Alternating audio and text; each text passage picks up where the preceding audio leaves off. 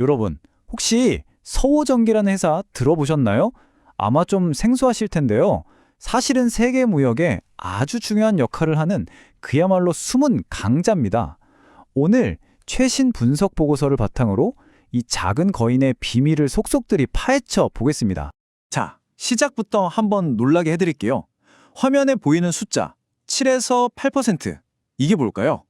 바로 소호전기의 예상 시가 배당률입니다. 네, 맞아요. 배당률. 아니, 웬만한 대기업도 이 정도는 약속하기 힘든데 정말 엄청난 수치죠. 그러니까요. 바로 이 질문이 오늘 우리가 파헤쳐볼 핵심입니다. 아니, 도대체 어떻게 작은 기술 기업이 이렇게까지 어마어마한 주주 환원을 할 수 있는 걸까요? 지금부터 그 비밀을 하나씩 풀어보죠. 자, 그럼 그 비밀을 알려면 먼저 이 회사가 도대체 뭘 하는 곳인지부터 알아봐야겠죠? 이 놀라운 숫자의 비밀은요, 바로 서우전기가 하는 일에 숨어 있습니다. 한마디로 항만의 두뇌를 만드는 곳이라는데 이게 대체 무슨 뜻일까요? 서우전기가 만드는 건 바로 크레인 제어 시스템이라는 겁니다. 보고서를 보니까 이걸 아주 기가 막히게 표현했더라고요.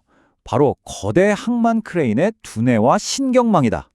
와, 정말 딱 맞는 비유 아닌가요?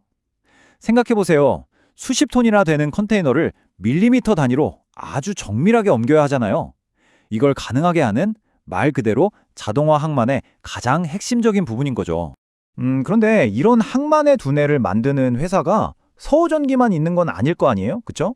경쟁사들도 많을 텐데 이 회사가 가진 진짜 비밀 병기는 뭘까요? 바로 기술적 해자가 아주 강력하다는 점입니다. 그 비밀 병기의 정체는 바로 인버터와 회생 컨버터라는 두 가지 핵심 기술입니다.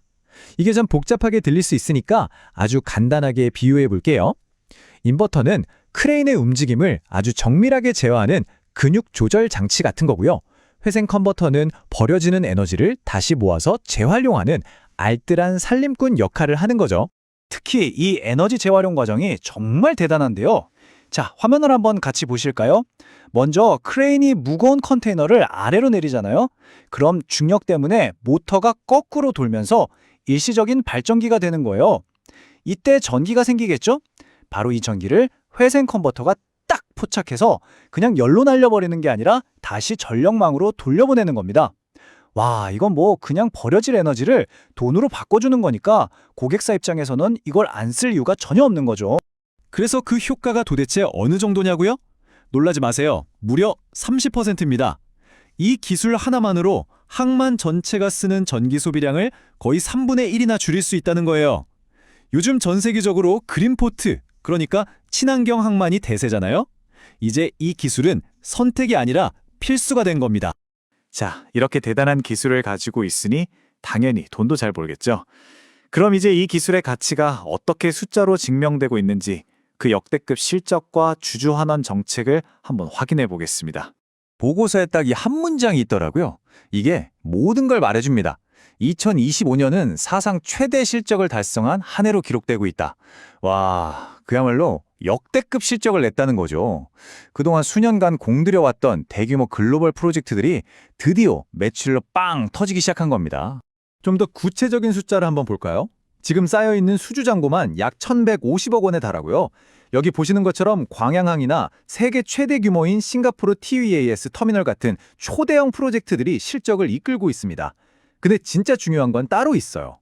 예전처럼 단순 부품만 파는 게 아니라 이제는 훨씬 더 비싼 고부가 가치 소프트웨어 시스템 중심으로 팔리면서 이게 질 자체가 완전히 달라지고 있다는 겁니다. 그리고 이렇게 번 돈을 회사가 주주들한테 정말 아낌없이 돌려줍니다. 2025년 3분기에만 분기 배당으로 주당 2,000원을 지급했는데요. 이게 어느 정도냐면 작년보다 무려 4배나 올린 금액이에요. 이건 뭐 앞으로의 실적에 대한 엄청난 자신감이 없으면 절대 내릴 수 없는 결정이죠.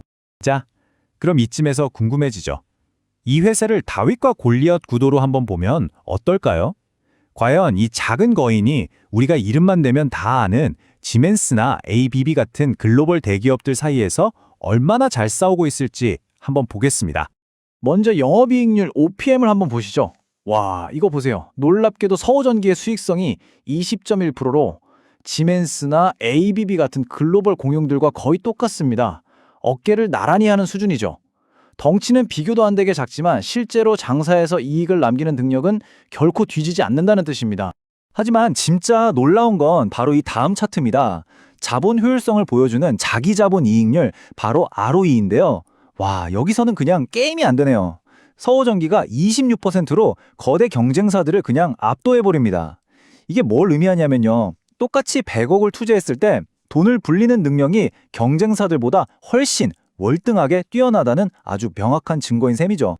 네, 지금까지의 성과를 보면 정말 대단하다는 말밖에 안 나오는데요. 그럼 앞으로는 어떨까요? 이 작은 거인의 앞길에는 어떤 기회와 또 어떤 위험 요인들이 놓여 있을지 마지막으로 한번 짚어보겠습니다. 일단 긍정적인 전망의 근거는 아주 명확합니다. 첫째, 항만 자동화 시장 자체가 매년 15% 이상, 그야말로 폭발적으로 성장하고 있고요. 둘째, 요즘 중국 기술에 대한 보안 우려가 크잖아요. 그러다 보니 믿을 수 있는 한국 시스템을 찾는 수요가 늘면서 반사이익을 톡톡히 보고 있습니다. 그리고 마지막으로 미국이나 유럽의 낡은 항만들을 업그레이드하려는 엄청난 수요가 기다리고 있다는 점도 큰 기회죠. 물론 이렇게 장밋빛 미래만 있는 건 아닙니다. 당연히 리스크도 있겠죠. 보고서에서 지적하는 가장 큰 위험 요인은 역시 글로벌 경기 침체입니다. 아무래도 전 세계 경제가 얼어붙으면 항만에 대한 대규모 투자도 당연히 미뤄지거나 축소될 수밖에 없으니까요. 이건 가장 큰 변수라고 할 수 있겠습니다. 자, 오늘 이야기의 마지막입니다. 이 질문을 한번 던져보면서 마무리할까 하는데요. 2025년에 보여준 이 놀라운 실적, 이게 과연 반짝하고 사라질 일시적인 정점일까요? 아니면 이제 막 시작된 이 작은 거인의 본격적인 시장 지배, 그 시작을 알리는 신호탄일까요? 이 질문에 대한 판단은 오늘 이야기를 들으신 여러분의 몫으로 남겨두겠습니다.